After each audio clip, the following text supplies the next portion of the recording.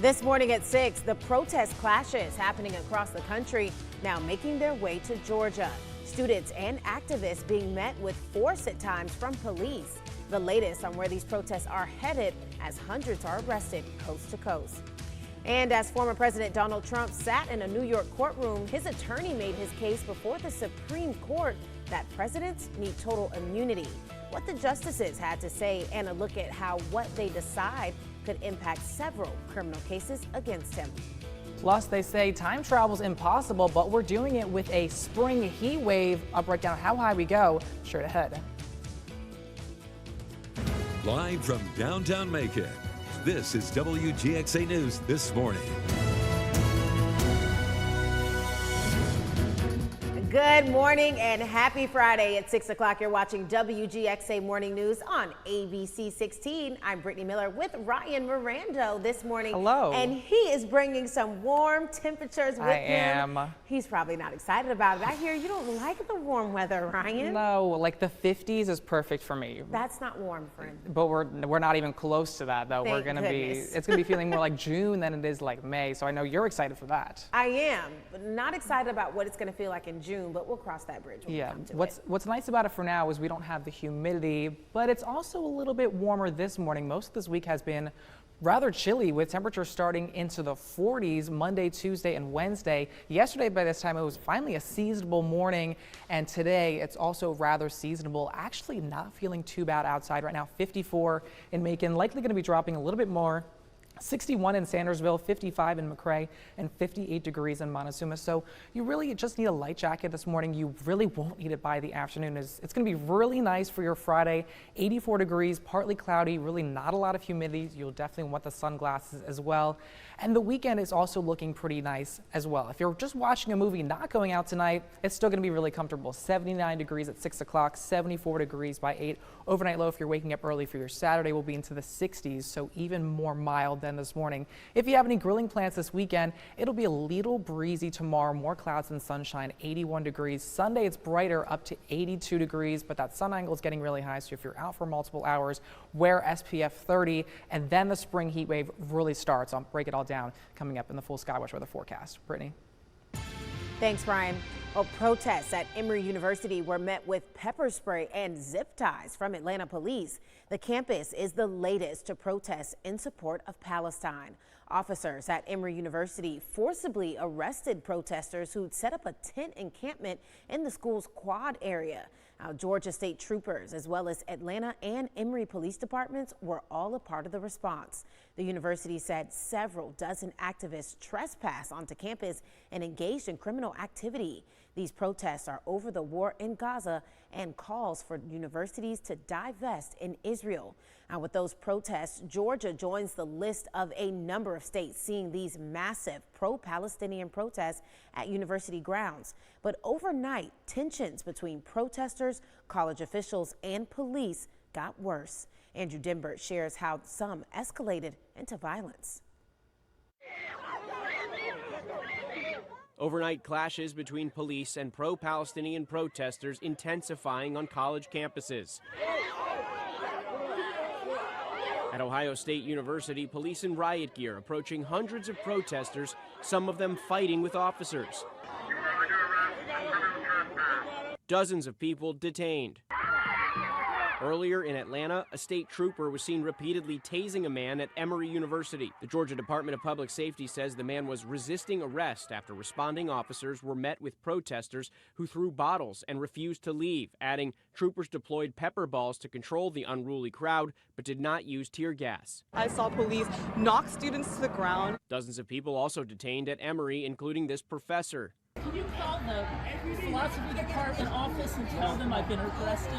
Across the country, more than 400 people were detained yesterday on dozens of campuses as pro-Palestinian protesters demand schools divest from companies that profit from ties to Israel. Protesters near Chicago now setting up tents at Northwestern University. Officials say school policy prohibits the encampment, but protesters formed a human chain to prevent police from pushing through. In Southern California, an encampment at UCLA has grown to hundreds of people. And USC has now canceled their main graduation ceremony due to the protests. Well, the Supreme Court is now considering Donald Trump's claims of absolute immunity for presidents. He's using it as part of his legal defense in criminal cases against him for attempts to overturn the 2020 election and alleged involvement in January 6th. The justices, though, are skeptical of the argument, some believing that Trump's action were his own private business and not official acts. Other justices maintain that presidents need some protections from prosecution. A decision won't come until June, and even then, it's likely to go back to lower courts, meaning the federal and Georgia cases against Trump could be delayed until after the election. Well, a court has thrown out Harvey Weinstein's New York conviction. It was the case that helped launch the Me Too movement years ago. The Hollywood producer, convicted of sexual assault and rape, was sentenced to 23 years in prison. A conviction that's now no more, though he remains behind bars in California for a separate rape conviction. Rhiannon Alley details the backlash to the court's decision and the uncertainty about what comes next. This is what it's like to be a woman in America. This morning, new reaction and new questions after a New York appeals court overturned the 2020 rape conviction of former Hollywood mogul Harvey Weinstein. Ashley Judd was one of the first to go on record with accusations against him. Oftentimes, survivors say that the betrayal and the moral injury we suffer within the system is worse than the sexual body invasion we experienced in the first place. But the appeals court says the judge who oversaw the trial committed egregious errors, unfairly allowing testimony based on prior allegations against Weinstein that were not part of the case. This was not about the witnesses or the victims who testified against Mr. Weinstein. This was about a strategy the prosecutor used, bringing people to speak about him and with not charging for those crimes. That's what this is about. It's not in any way detriment to their credibility. The court that overturned the conviction has ordered a new trial. The Manhattan DA saying we will do everything in our power to retry this case. But now questions linger over Weinstein's conviction in California, where in 2022 he was sentenced to 16 years in a separate rape case.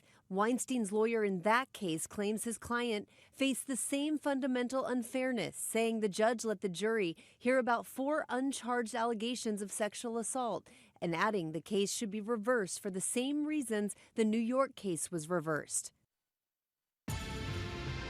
Well, here at home, the Bibb County Sheriff's Office is asking for your help putting a man's murderer behind bars. Take a look at your screen. Deputies are on the hunt for 19-year-old Brian Colbert Jr. They say he's wanted in connection to the death of Matt Brown, who was shot and killed on Lock Chappie Landing in November. Deputies say Colbert is known to hang out in the Pleasant Hill and Houston Avenue area. If you know anything about his whereabouts, you're asked to call the Sheriff's Office or Macon Regional Crime Stoppers. And officials say they think they found the body of a Baldwin County man who went missing in Elbert County. 24-year-old Dawson Lee was reported missing last week. According to Baldwin County deputies, Lee's vehicle was found near Cooter Creek Road a week ago. Well, several days later, the GBI says a body was recovered in a wooded area near where that vehicle was found. An autopsy will be done to confirm if the body is Lee. Right now, the GBI doesn't believe foul play is involved. A Macon mother is speaking up in support of her daughter, who she says is facing excessive punishment by school administrators after her first time getting in trouble. Crystal Martinez was disappointed in her 16-year-old daughter getting into a fight, but says there's history of the other girl picking on her daughter at Rutland High. The two signed a school counselor contract to stay away from each other. The other student even removed from the classes they shared. But after things escalated into a fight, Martinez's daughter may be sent to an alternative school. It's an action that Martinez claims doesn't follow Bibb School District guidelines. The Bibb County School District will impose to the lowest level of student disciplinary action. It's just academically harmful. She does not need for a first offense to have this on her record. I don't believe that she should be recommended to go to alternative school. This is not fair. Tell me what The mother tells us she's meeting with Rutland High School's principal next week before a scheduled hearing during her daughter's 10-day suspension. Well, polls open Monday for 3 weeks of early voting ahead of Election Day on May 21st. Along with races for state representatives and senators, Georgians will be voting for important positions in our local governments like mayor, sheriff, and district attorney. Now, if you didn't register to vote for the May election, you'll want to remember these dates. October 7th, that's the deadline to register for the general election in November. And it's a big one with a rematch between President Biden and former President Trump, along with several races who will represent Georgia in Washington.